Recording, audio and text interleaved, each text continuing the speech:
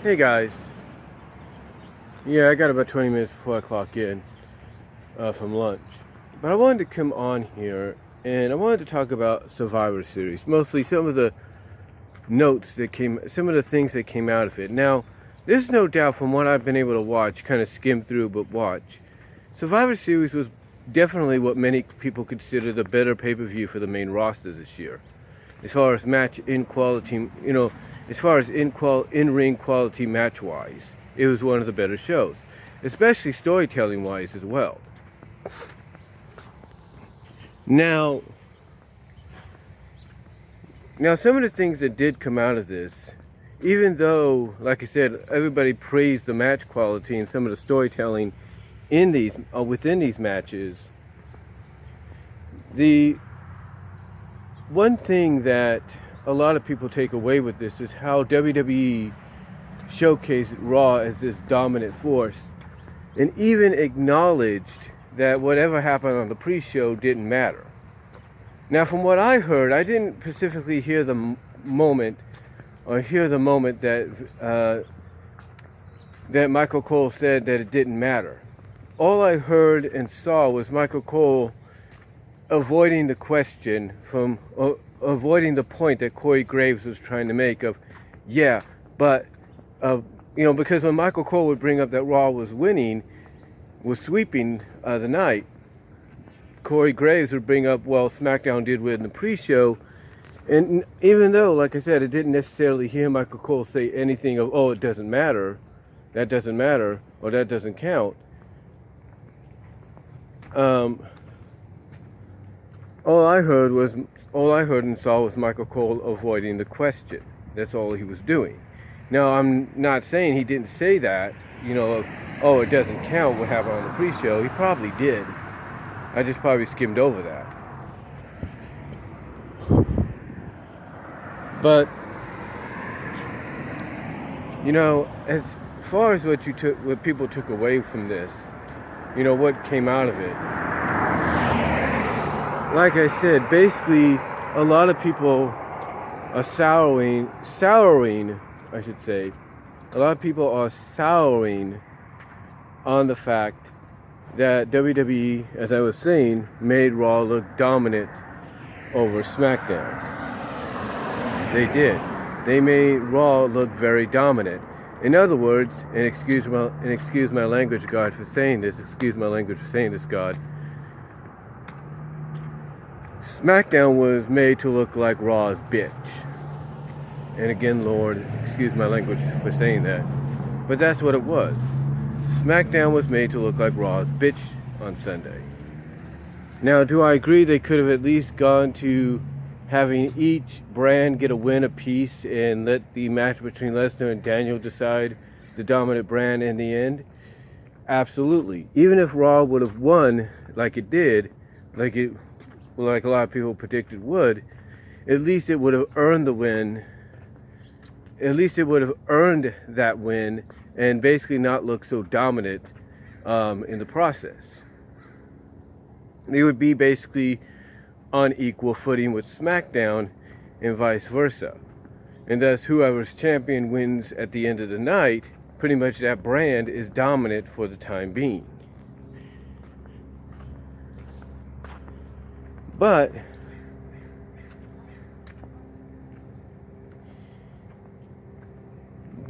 I think there's a reason why Raw was made to look so dominant.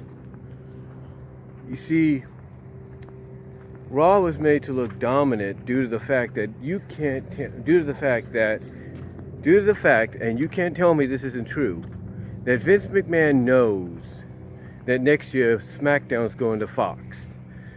SmackDown is going to be part of a major weekend sporting block, as far as Fox is concerned.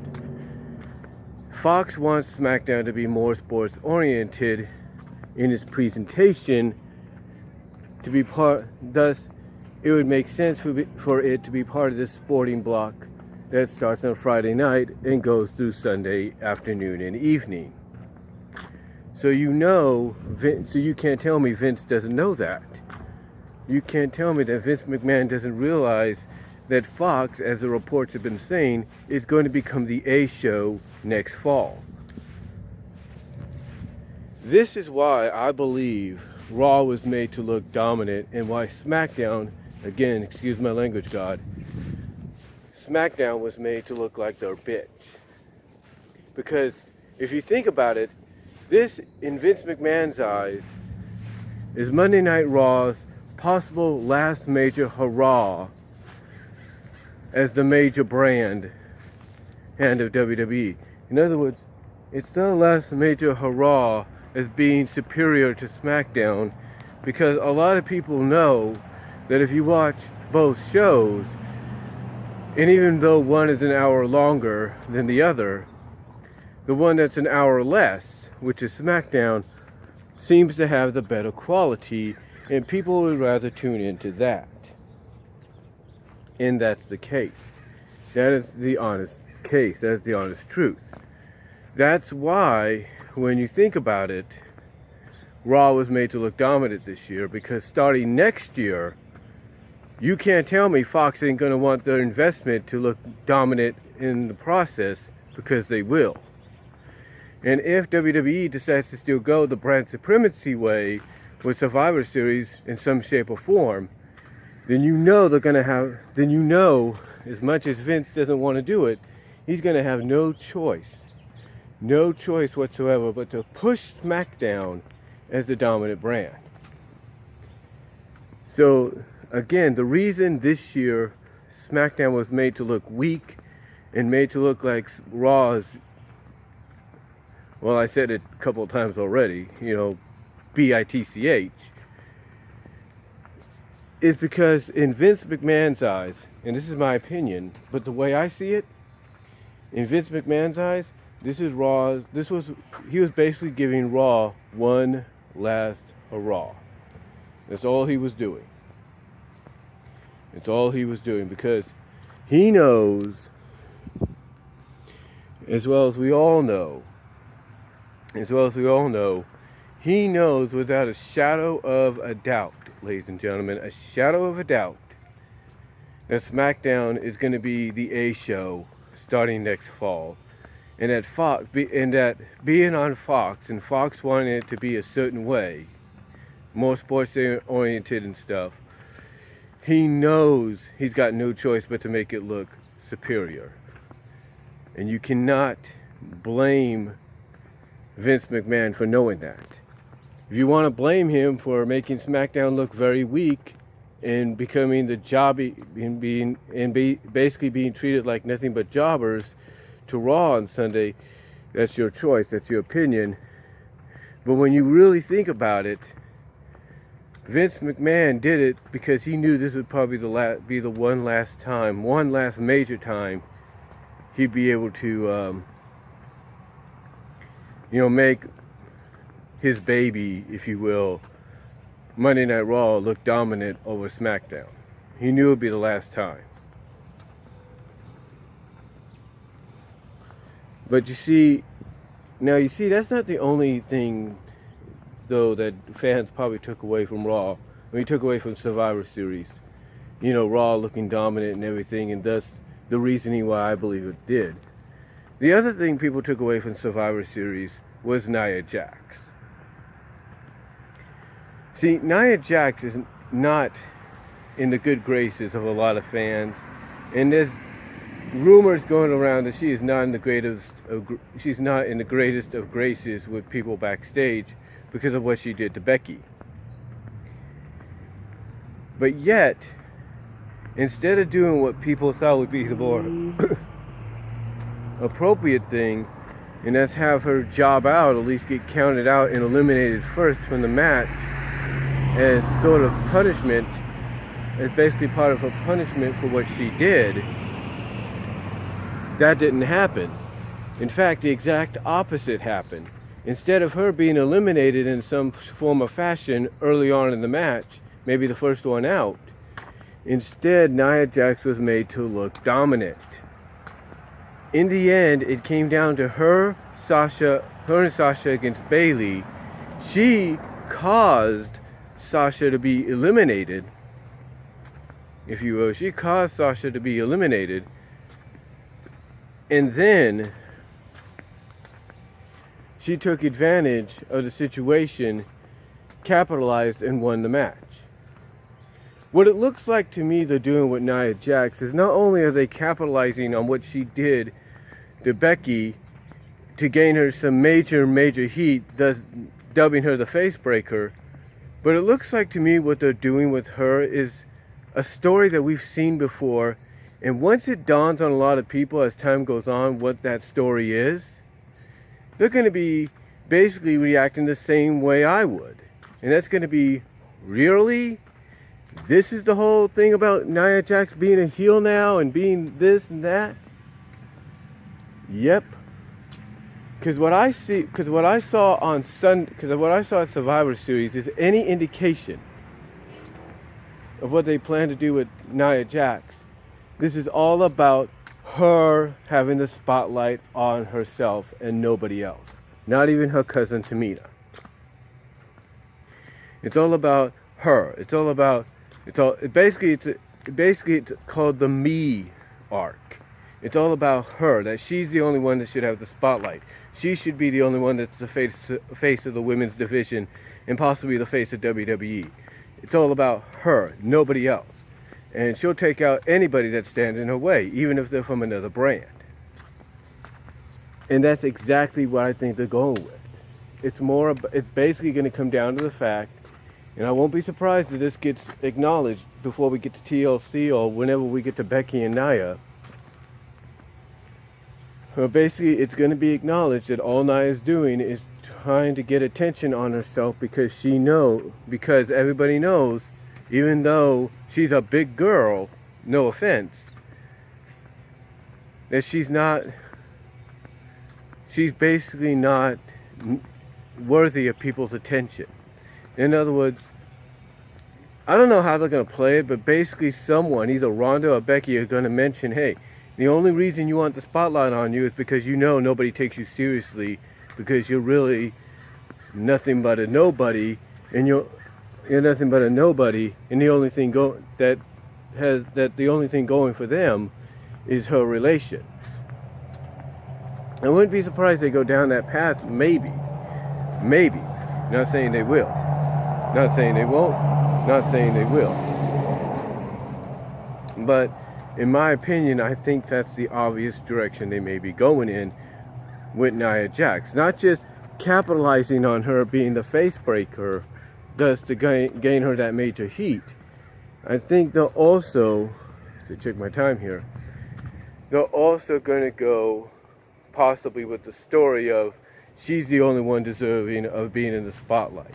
She's the only one that should be in the spotlight. She should be the one that's the face of the women's division and WWE. That's what they're going with, guys. And I know once you start thinking about that for a moment, you're going to be like, really? So this whole heel turn and her doing this and that is just because she wants the spotlight. And I know, and again, I know some of you are going to think, come on, WWE, you can do better than that. Why do we have to go down that path of, oh, she wants the spotlight because, because Ronda took it away from her or something? I don't know. But I am going to say this. WWE has a problem. See, they're pushing Nia into that major magnet, get off my TV, get out of my ring, get out of the ring, get out of the arena, get out of the state, X-Pac like heat. They're giving her that with this push, because they know the more they push her as the face breaker and willing to hurt anybody that stands in her way of being in the spotlight, the more people are going to want to see her get a butt kicked. And at the same time, WWE seems to be building up Ronda Rousey now as this, not just as the baddest woman on the planet, but basically now after Survivor Series, as someone that's going to take whatever pain she endures and use that to her advantage to become basically more dominant, more invulnerable, more badder than she's ever been.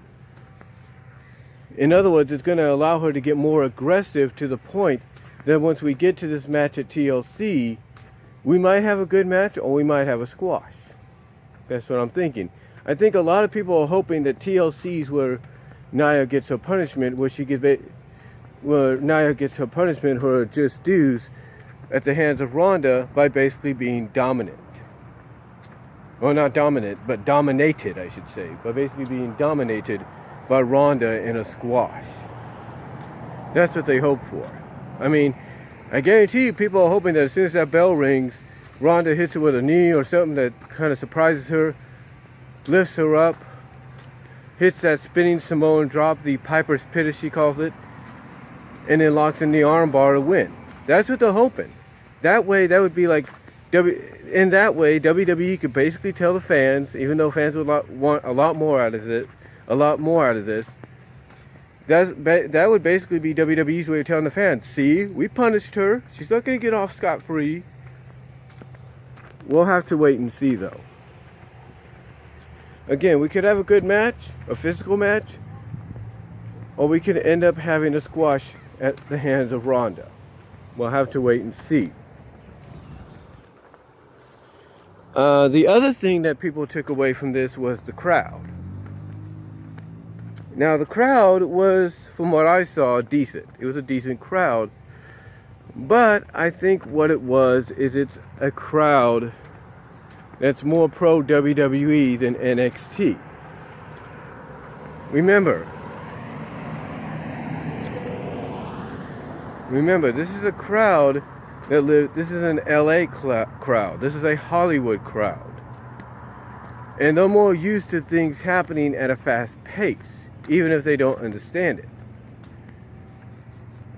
This is why it took certain matches like War Games on Saturday and the Cruiserweight Championship match on Sunday to wake them up. Because they want that fast-paced, non-stop action delivered to them on a silver platter. That's what they want.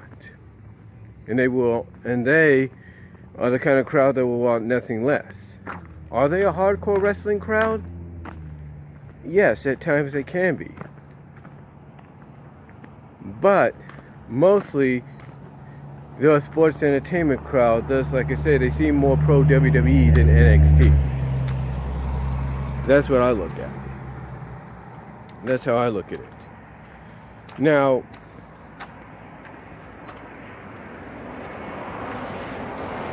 the other thing that people take away from Sunday is Enzo Amore. Now, the way it came off on WWE television is it was barely noticeable. I mean, we saw in the background him jump off the chairs and then get tackled. We saw something. We saw him jump down from the chairs. We saw that moment behind, from the hard camera section. When they were shooting from the hard camera area, we saw that in the background, although it wasn't acknowledged. I wish it would have been acknowledged, see what WWE's reaction would be. Yeah, you know what I'm saying? But apparently Enzo, Eric, as his real name is, just has not learned his lesson. He's not learned his lesson. When a company doesn't want to have anything to do with you anymore, they really don't want to have anything to do with you anymore, especially if you have a reputation that rubs a lot of people the wrong way. Now, some people are speculating whether or not maybe he was on something. We don't know, because him used to working with these guys, like a Sheamus and a Cesaro, which he did this during their match. You think he would know better, which makes people wonder if he was either drunk or high on something. So, now some people say he did it to promote his new album and his appearance at a club or something, kind of a venue where he was going to perform.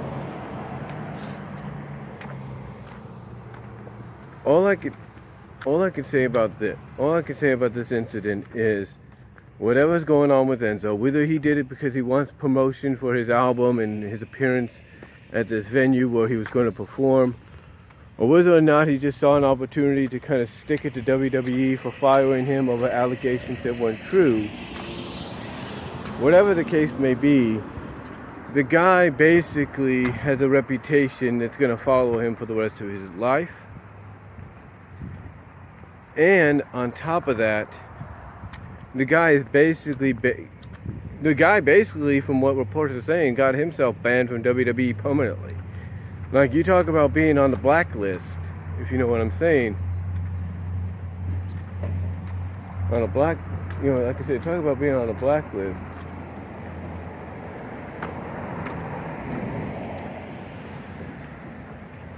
That's exactly, what happened here.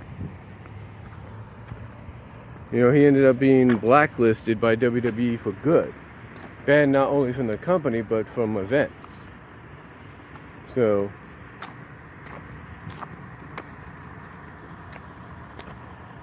yeah, if I'm WWE, if I'm Enzo, Eric, if you will, I start thinking twice about what I'm going to do. Now, before I end this, because I got to get back into work, I want to talk about one thing I mentioned to Deluxe Man. See, what I mentioned to Deluxe Man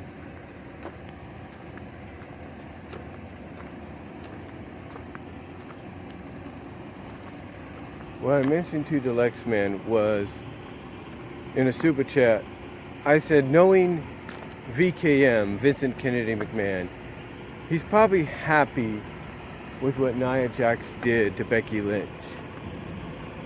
And that he's probably hoping that what Nia did will knock Becky back into his WWE reality, because she's getting over essentially without his help. Or without the company's help. So, and even Deluxe Man's like, man, I hope you're not right about that. I hope you're not right. Because if any of what I said, in that question is true, if what I said in any of that is true, then there's no doubt. Like I said, if any of what I said is true, then there is no doubt in my mind that Vince doesn't like the fact that Becky Lynch is getting herself over, and that what he'd rather have is the Becky Lynch prior to that. The one that used to come out, put her fingers up in the air and saying, yeah, and having the steam coming out during her entrance. Basically, he'd rather have steampunk Becky Lynch back instead of straight fire Becky Lynch. And maybe that's what he's hoping here. Maybe he's hoping that what Nia did is going to knock her back into reality, and that maybe she'll come out and do a promo and saying, you know what, I tried being straight fire, but look what it got me, so I'm just going to go back to being steampunk Becky. And if that happens, if that's what Vince wants to happen or hopes happens, then all I can say is, Vince, I think you're a lot more delusional than we give you credit for, because people love Becky Lynch, and they love this new fiery side of Becky.